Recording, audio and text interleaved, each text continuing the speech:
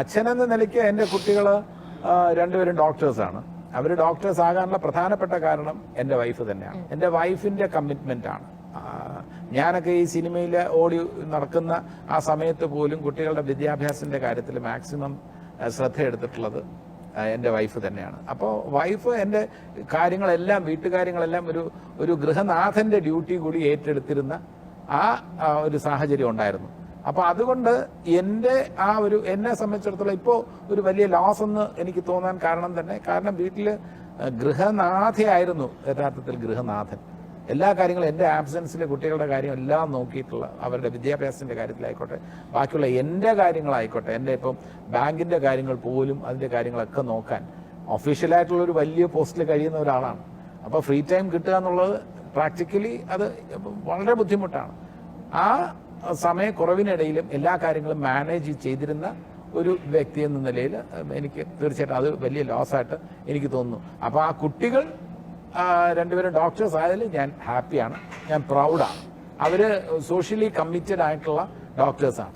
അപ്പോൾ നല്ല ശമ്പളമുള്ള പ്രൈവറ്റ് ഹോസ്പിറ്റൽസിലെ ജോലി വേണ്ട എന്ന് കരുതിയിട്ട് രണ്ടുപേരും സർക്കാർ ആശുപത്രികളിലാണ് ജോലി ചെയ്യുന്നത്. അതൊക്കെ എനിക്ക് ഒരു അച്ഛൻ എന്ന നിലയിൽ ഇഷ്ടപ്പെട്ട കാര്യമാണ്. സൊസൈറ്റിയോട് അതിന് ഞാൻ തീർച്ചയായിട്ടും അവരുടെ കൂടെയാണ്. അവർ ചെയ്തത് നല്ല കാര്യമാണ്, നല്ല ഡിസിഷനാണ്. ഉദാഹരണത്തിന് എൻ്റെ മൂത്ത മകള് ചെന്നൈ കിൽപോക്ക് ഗവൺമെന്റ് മെഡിക്കൽ കോളേജിൽ ഫാർമക്കോളജി അസിസ്റ്റന്റ് പ്രൊഫസറാണ്. രണ്ടാമത്തെ മകള് ട്രിവാൻഡ്രത്ത് മെന്റൽ ഹോസ്പിറ്റലില് സൈക്യാട്രിസ്റ്റ് ആണ്.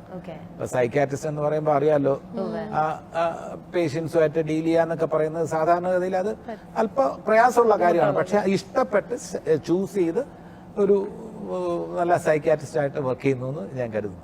ഒരുപാട് റെസ്പെക്ട് തോന്നുന്നു രണ്ട് മക്കളെ ഈ രീതിയിൽ വളർത്തിയെടുത്തതിന്. ഞാൻ പറഞ്ഞല്ലോ, അതിന് എനിക്കല്ല ക്രെഡിറ്റ്, എന്റെ വൈഫിനാണ് ക്രെഡിറ്റ് കൊടുക്കേണ്ടത്. തീർച്ചയായിട്ടും ഞാൻ അതിന്റെ കൂടെ നിന്നു എന്നുള്ളതാണ്. അവരെ സംബന്ധിച്ചിടത്തോളം ഒരു മകൾ എന്നുള്ളൊരു രീതിയിൽ എപ്പോഴാണ് when did you grow up? അങ്ങനെ എനിക്ക് എപ്പോഴും സത്യം പറഞ്ഞു കഴിഞ്ഞാൽ മുഴുവനായിട്ട് തോന്നാറൊന്നുമില്ല. ഞാൻ പലപ്പോഴും ഞങ്ങൾ തമ്മിലുണ്ടാവുന്ന വഴക്കുകളും ഇതൊക്കെ നോക്കിയാൽ അത് കഴിഞ്ഞാൽ എന്തൊരു കഷ്ടമാണ്, ഇത് എന്താ സംഭവിക്കുന്നതൊക്കെ ഞാനും ആലോചിച്ചിട്ടുണ്ട്. I personally felt every time a person, ഇപ്പം എന്താ പറയുക, ഒരാൾ പറയാണ്, ഒരാൾ എന്നെ മീറ്റ് ചെയ്യുമ്പോൾ അവർക്ക് കിട്ടുന്ന ഒരു സന്തോഷമാണെങ്കിലും അവർക്ക് കിട്ടുന്ന ഒരു എന്താ പറയുക, അവരിപ്പോൾ എൻ്റെ അടുത്ത് പറയുകയാണ് യു ബിഹേവിങ് വെൽ അല്ലെങ്കിൽ you been brought up well എന്ന് പറയുമ്പോൾ I feel like I M giving my parents the credit every single time I here that. അതാണ് എന്നെ സംബന്ധിച്ചിടത്തോളം ഏറ്റവും വലിയ ഒരു ആസ് എ ഡോട്ടർ എനിക്ക് പേരൻസിൻ്റെ അടുത്ത് ചെയ്യാൻ പറ്റുന്ന ഏറ്റവും നല്ല കാര്യം. ബാക്കിയുള്ളവരുടെ അടുത്ത് നന്നായി പെരുമാറുക, അല്ലെങ്കിൽ ഒരാളെയും ഡിസ്റെസ്പെക്റ്റ് ചെയ്യാതിരിക്കുക. എൻ്റെ വീട്ടിൽ പറയാറുള്ള കാര്യമാണ്.